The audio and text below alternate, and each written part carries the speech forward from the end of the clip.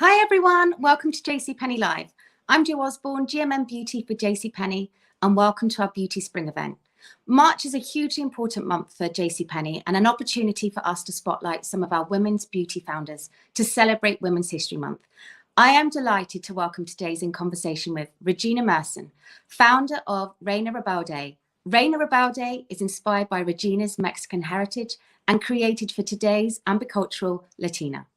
Regina left her career as a restructuring attorney, having graduated at Yale University, the University of Chicago Law School, and the Stanford GSB LBAN Entrepreneurial Executive Educational Program to enter the world of beauty and to create Reina Rebelde.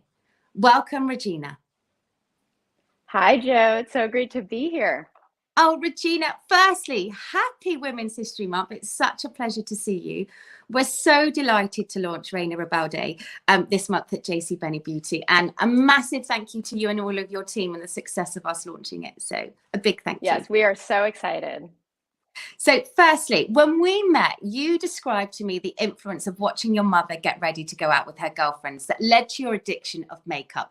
And I'm sure so many of us, particularly me, can really relate to that. I just remember, that first swipe of like lipstick straight onto my mum, and it was just like addiction there and then. So I'd love you to take us through your reason for leaving that corporate world of law and to launch your own beauty brand.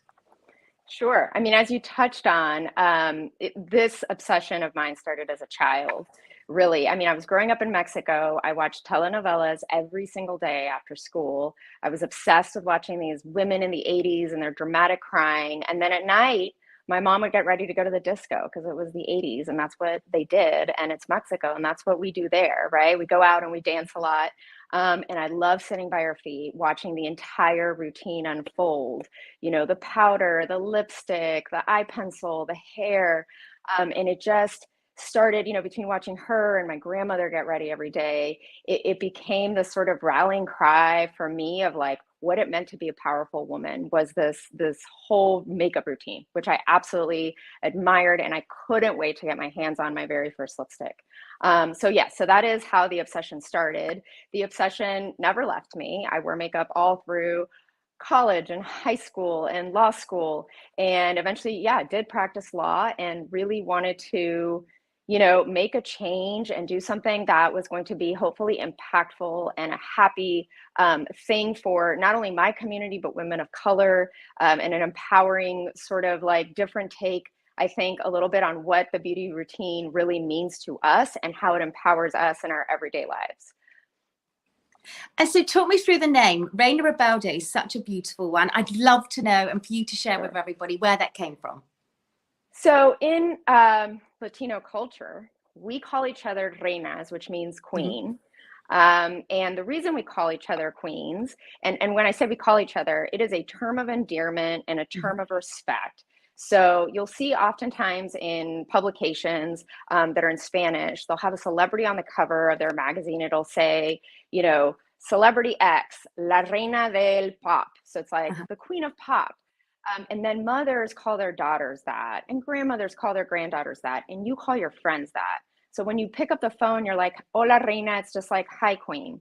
So it's a way of not only just showing your, reverence and your respect, it's your love and your sense of sort of elevating women all around you through this really beautiful sort of sweet name. So I loved that notion as part of like a community building, rallying cry that I thought, everyone could relate to.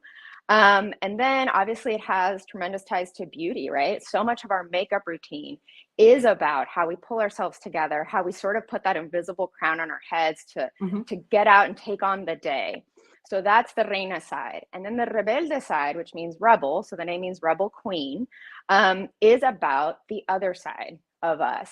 The other side of us as women of color, as Latinas, it's a large umbrella of all the strides that we're making, this infectious energy and passion that so many people and women around the world are bringing to kind of their careers, their ways of raising family, their ways of having so many balls in the air, the way they're, shattering glass ceilings all the time. And so it was about capturing that fierceness, right? We're not the kind of demure, sweet, compliant women of the past or of history. We're a whole other set of personalities now. And so it was about those dualities and how, and a lot of this was inspired when I was a lawyer. There was this feeling that if you were intellectual and intelligent, you couldn't also be into beauty because that felt vain and shallow. And I always bucked against that because I know a lot of women get that resistance in their careers, right? Like, are you smart or are you vain? And it's like, no, that's not what this is about. So it was also sort of about sending the message that this is a messy place, but you're in control. And makeup is one of the primary tools that every day you get to decide, today I'm going to be this, and my makeup look is going to communicate this to the world, and tomorrow it could be something different. And the best part about this is we can wash off our faces and start all over again the next day and relay a different part of our like inner fierceness to the world. So it was about encouraging women to tap into that duality and how empowering and unapologetic we should be about those dualities that we all carry within us. I love that. And you mentioned like both in that heritage and community, and I can sense that that's so important to you and to your brand. Can I ask, who inspires you? So many women, obviously my mom, my grandmother, within my culture, probably my biggest heroine is Frida Kahlo, the painter. And she to me represents like the epitome of the essence that I was trying to capture with a brand, right?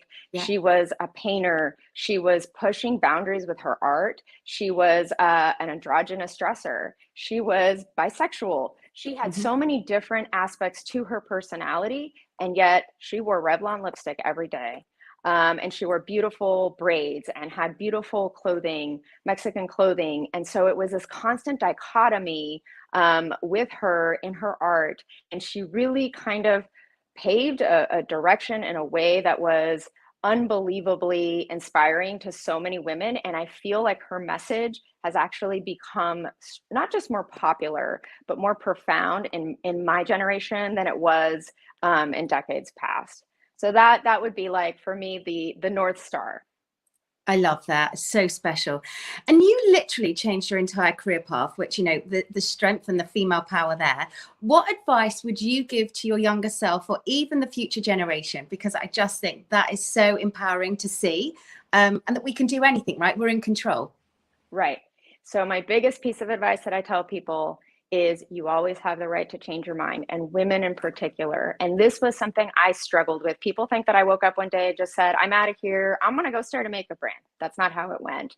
I had a lot of years of soul searching and feeling very conflicted and scarred about the fact that I had invested and my family had invested so much in my path as an immigrant to eventually becoming an attorney, to turn my back on that career. And as women, we feel that oftentimes we feel that once we have reached the pinnacle of success that a whole community has pushed us toward, we are not allowed to change our mind and change paths. And that seems to be, in my experience, a very female centric kind of affliction that we suffer from. So what I tell younger people I mentor is you always have the right to change your mind. Just because, you know, you found yourself on a career path or you're studying a particular, subject matter in school and you want to change your mind, do the appropriate level of thinking and reflection on it. But you have that right. And we have that right to do that multiple times in our lives and reinvent ourselves. And we need to start normalizing that. And I was going to ask you what your favorite quote is or words to live by. Would you say that right to change your mind is that? It's definitely one of them. And the second one that I always live by is how you do one thing is how you do everything. Because I find that to be true in life, in relationships, and definitely in your career. And, if you are a fastidious makeup person with your eyeliner and your lipstick, it is more than likely that you have a lot of sense of detail for other parts of your life. And I do find that to be something to be mindful of as you are developing in your career or at your chosen profession is, to be mindful of the habits that you're building throughout your life, because they do sort of, it becomes kind of a whole ethos that ends up applying everywhere. So I also tell people that. And tell me, what's the most courageous thing that you've done? Oh, definitely walking away from that legal career to Yeah. go start a beauty line. I mean, it's such a ridiculous pivot in many ways.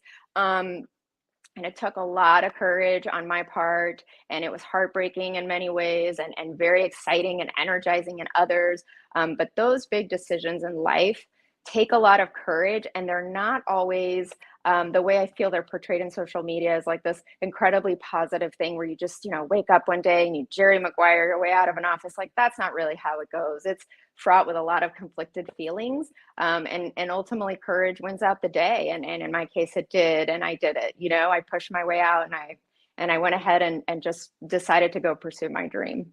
And you absolutely delivered something so unique and special. We're, like I said earlier, we're so proud to work alongside you.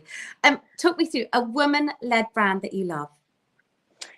So there are so many. Tata Harper Skincare, I really love. I find it to be just such beautiful product.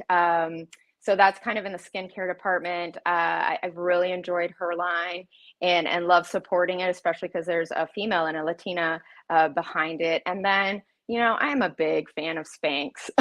I have to say, Sarah Blakely is probably one of my business icons. She is so real. She's so brilliant. She's just such a charismatic individual, and forget that her product's absolutely brilliant. We all own a pair of Spanx, and they save our day on multiple occasions. It's the way she runs her business that is just such a thing that I love to support, and I love to support her brand. And you know what? It's so nice to hear you say, Sarah. We had Psyche on earlier on our founder talks, and she literally said exactly the same. Spanx has changed so much for women, right? Like the ability to just put that on, and it's a bit like beauty, the confidence that having, the right underwear, that right look, that you can leave your house and just feel so we've got this, right? So that's really nice to hear. What barriers have you faced as a woman in becoming successful in your field, and how did you overcome them? The biggest barrier, maybe surprise to me, is how hard, I thought the hardest part was going to be creating something in a white space at the time, launching it. And it was sort of if you build it, they will come sort of, feeling. And it was, a little bit naive, admittedly, but it was once we were out there, it was how challenging it's been to convince people in positions of power and big retailers, how and why beauty focused on women of color matters. I have been shocked by how many times that has been turned into part of, I think, my agenda. It's not just trying to run a beauty brand, it's advocating for an entire community to be represented fairly in retail and just in the beauty space in general. And that still seems to really trip a lot of people up. I don't know if they're just not reading the census report or we're not reading the same data behind it, but women of color are leading beauty, and they have been for a really long time. And so I've been surprised that people in my own field don't, I've had a lot of, meetings and moments where I've been sort of surprised at how a lot of people in our industry still don't understand the need for a brand like Reina Rebelde or so many of the others that are tapped into the same market. So, that's been a struggle, and we haven't overcome it. And I think that's why having so many brands now that are pursuing and continuing to reiterate the same message over and over again is so important, because eventually the volume on this will be so loud that we will actually be able to effectuate change. And that's one of the reasons why this partnership with JCPenney is just so important to us, because we knew from the beginning that there's just so much dedication to really amplifying the voices of not only female founders, but women of color led brands. And thank you for saying that, because that's hugely important for us. The consumer is absolutely at the forefront of our mind, and it's down to retailers to challenge that too with the brands. So honestly, we're delighted in the movements that we are also trying to make in that space too. So And lastly, one of the questions I want to ask you, you've done so much. I just feel so lucky to be able to, have this time to talk to you. What are you most proud of doing? Most proud of doing, I mean, probably becoming a mother. That's like, it was like birthing a different type of baby. Birthing Reina Rebelde was one type, and becoming, a mother to my son was another one. But I'm really proud of the community we've built at the end of the day. I'm really proud to have created a product and a brand and stood up for things that maybe everybody doesn't get right away, but the consumers that have found it and loved it, and we get messages from them saying, hey, your lipstick, the way you named it, the way it looks on my skin, really made me feel seen and heard, and makes me proud to be part of this community, is something I am just immensely proud of. It's these little like things that happen along the way in the development of a business or a brand that is consumer facing. It's knowing that sometimes this thing that's just an eyeliner and it doesn't feel maybe that important to somebody, is actually changing somebody's way of approaching their day and making them feel really proud. And I feel very proud to have had a hand in that. And you talked about 2 products in there, a lipstick and an eyeliner. I'm going to ask you to pick 3 products today from your collection, of which is your absolute go-to. So if you don't know my line, every woman needs our bold lip color stick and the color Brava, which is the one I'm wearing. And Brava means woman on fire. This lipstick is fire. It has energy. It is a red that we worked on for years. It looks absolutely flawless on every single skin tone.